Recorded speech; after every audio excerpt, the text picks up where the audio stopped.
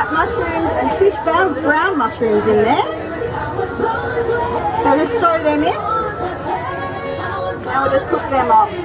We'll sweat them down. Now the rice we're using for risottos, as you know, for a risotto you've got to use a really nice, good short grain rice. So an arborio rice is one type of short grain rice, you can use any. And the reason you use a short grain rice and you don't wash it is because you want all that lovely starch to produce that creaminess that the risotto gives you. What I've got here, just an arborio rice, it can be any brand. Okay, so that's going to go in. Stock-wise, if you've got a spare chicken at home, fantastic, make a chicken stock yourself. If you don't, use this Continental Stock Pot.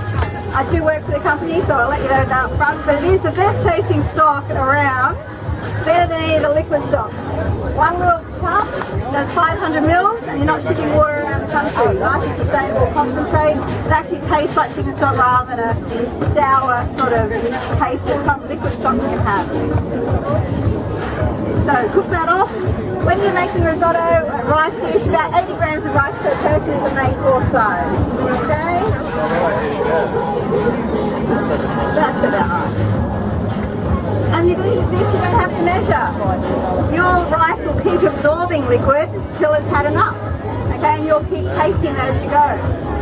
So with this, you want to make sure that you cook your rice out just a little bit. You want it coated with the oil that's in the pan. So you want to give it a little bit of heat there. So if you've got 200 grams of rice, you're going to use around 600 mils of liquid. Okay? I've got a couple of stock pots in here. And if you don't like it too strong, you add a little bit more water. You don't have to have exactly one pot to 500 mils. Now every chef will tell you that you always cook with a bottle of wine in your hand. Not necessarily to drink, but you should be using it to cook with. Okay, so a splash of wine in there.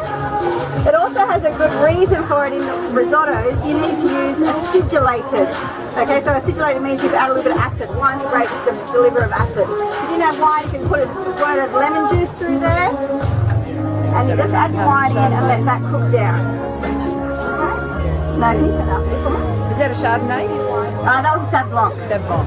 Yeah. Chardonnay's a little strong, I reckon. Okay, so you just cook that wine out. So you're not getting any alcohol in here, you're just getting the flavour of the wine. I can smell it. Even though I love cooking with wine, don't use too much, because too much wine really tastes like too much wine. Yeah, okay. And it gets a very fruity taste that's not exactly what you're after. Was that about a cup you just add? Half a cup. Yeah. Okay. The rest is for drinking. Alright, so we'll just wipe down that board. Now that rice is going to cook along our stove while we make our dessert, okay? So this is going to take 20 minutes in total.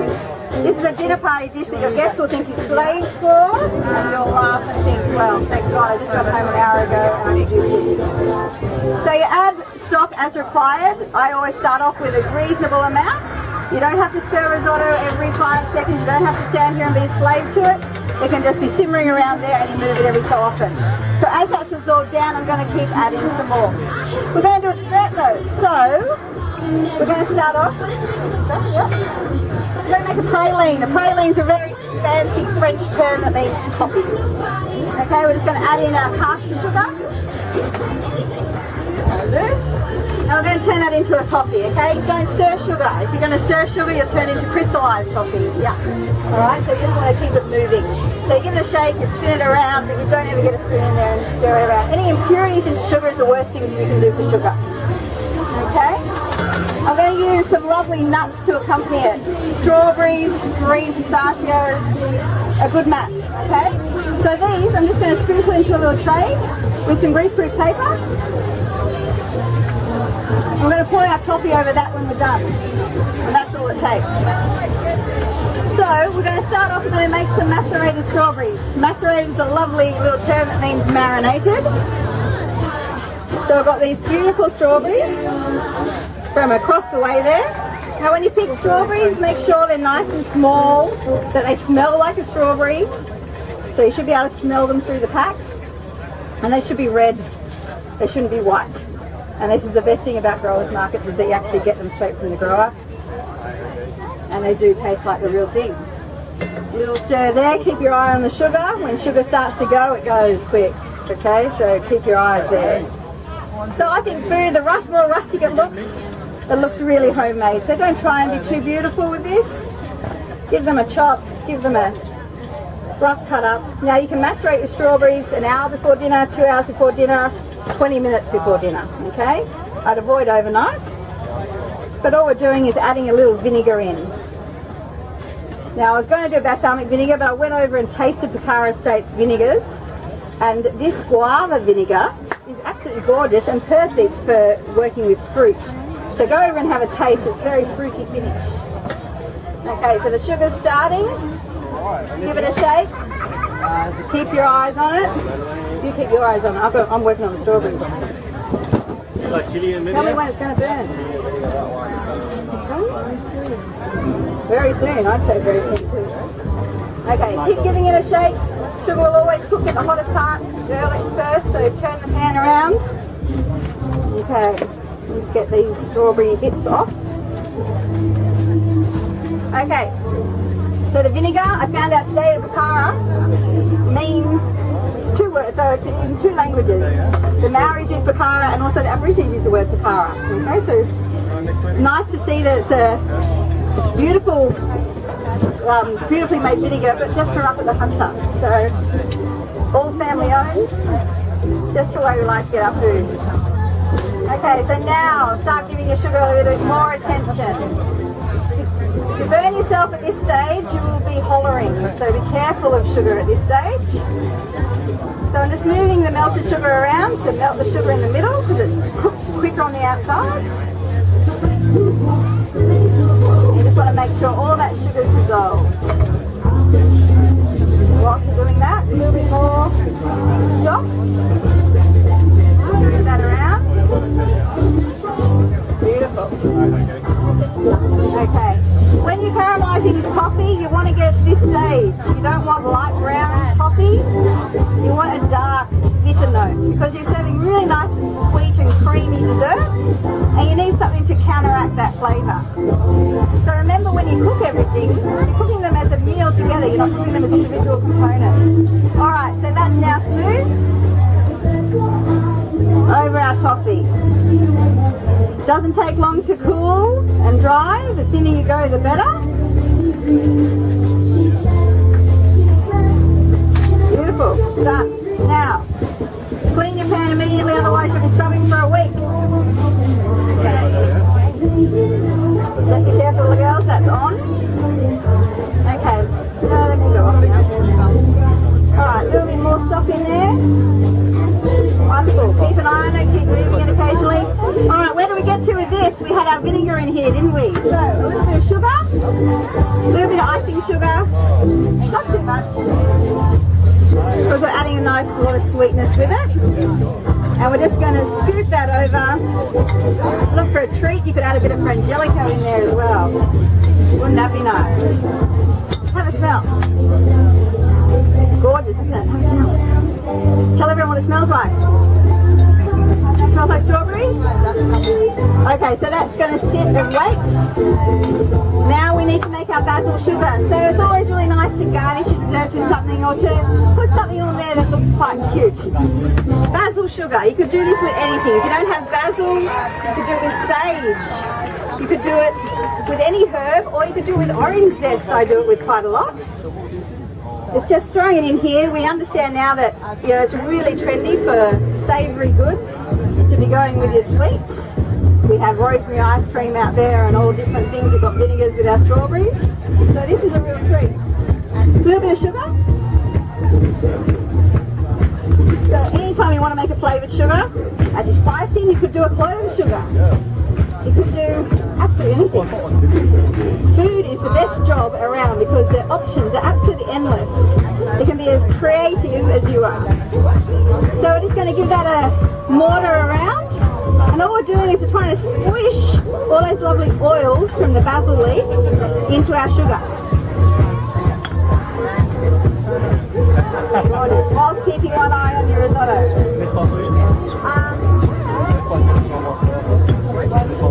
Okay, and you'll notice that this lovely white caster sugar turns a beautiful green.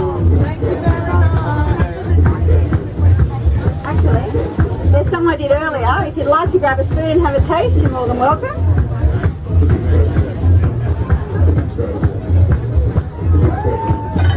Now if you... Oh, hello, my friend, how are you? We must chat.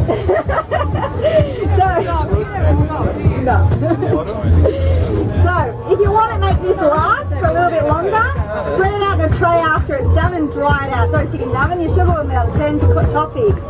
But just stick it in a nice airy place and then store your sugar as you would normally, and you can add it into all your different desserts. Wouldn't this be nice with a cup of tea?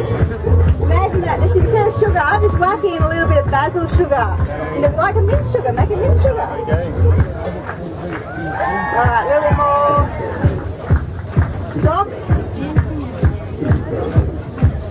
Okay, and this is ground all the way up until all the leaf is gone. And if it gets too moist, just add more sugar. Beautiful, look at that colour. I love it when food looks this good. Wonderful. Yeah, jump in, have a taste. Okay, that's done. Okay, a little bit more. Now, you've got to taste your food. You don't serve anything that you haven't yet tasted. And that way you work out your seasoning. You work out if it's a bit crunchy. And that needs a little bit longer. Now, my biggest pet peeve, I never order risotto when I go out because I get angry. Risotto should be wet. Every risotto you buy out there is hard and stodgy, okay? So it shouldn't be like that. So make sure that you're adding enough liquid so that your rice is just al dente, cooked to the bite, and it's nice and wet. Okay. I'm going to add a bit of sage into that. A lovely old-fashioned herb, not used often enough. Goes really well with these mushrooms.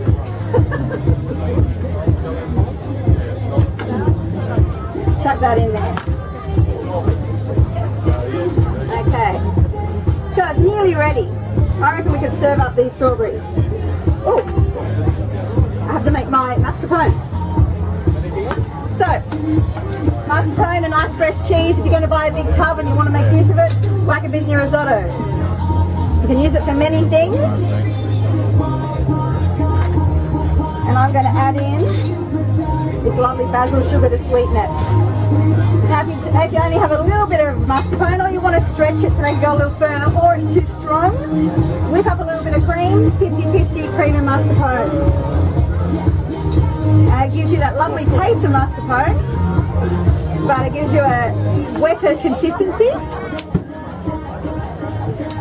Now the mascarpone came from 2 doors behind me. Lovely stuff from Italy. Yeah, go down and see him. Nice guy. A little bit more.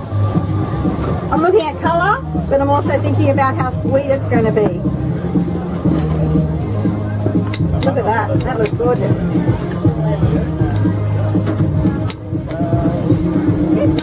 Okay, now I'm going to have a taste of that one.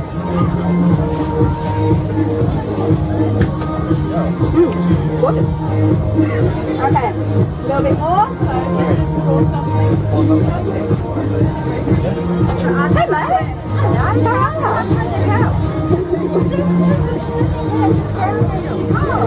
How are you? He doesn't know. He looks.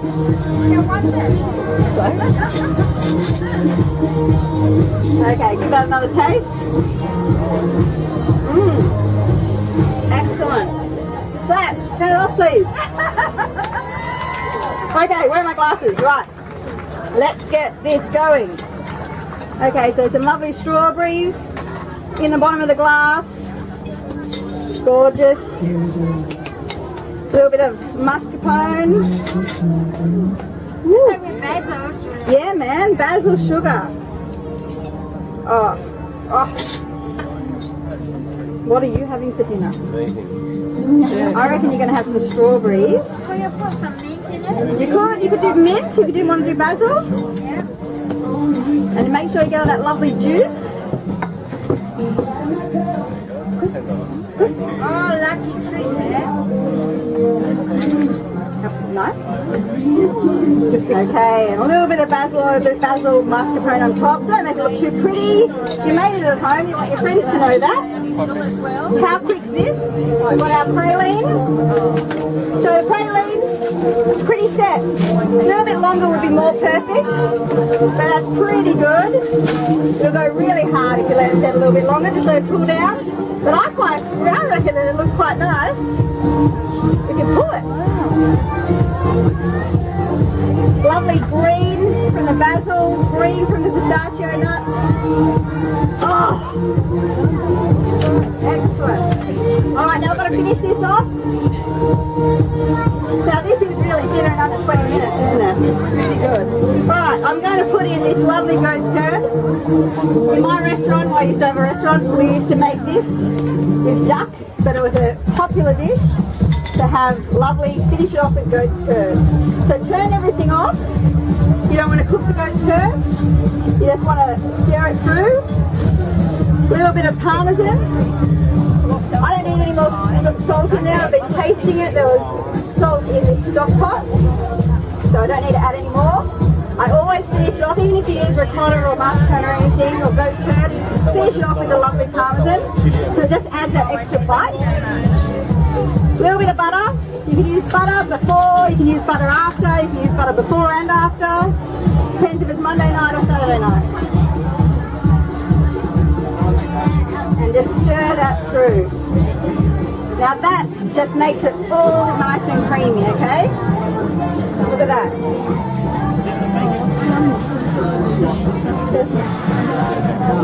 So the goat's curd, 2 doors down there. Fantastic stuff. You'll taste it in a minute. Okay. This is what risotto should look like. Okay, nice and wet. That's what we're after. If you want a little bit of garnish on top.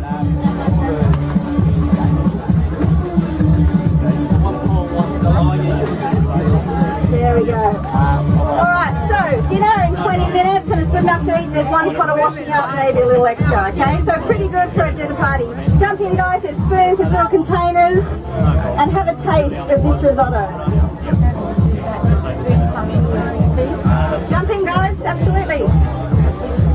Just do that, serve it up. Exactly like Lisa is doing here. Have a taste of the, if you would like to taste some sugar just by itself, it's here. Mascarpone, it's here. Have a taste of everything. Let me know what you think. Remember, you can find our products, Julianne's Kitchen. We handmade pâtés and terrines. We sell them at Thomas Ducks and Hornsby, Pennant Hills, Harris Farm, and we're online. You know me, yeah. Thanks, guys. What you put in? Just a bit of oil. I use this lovely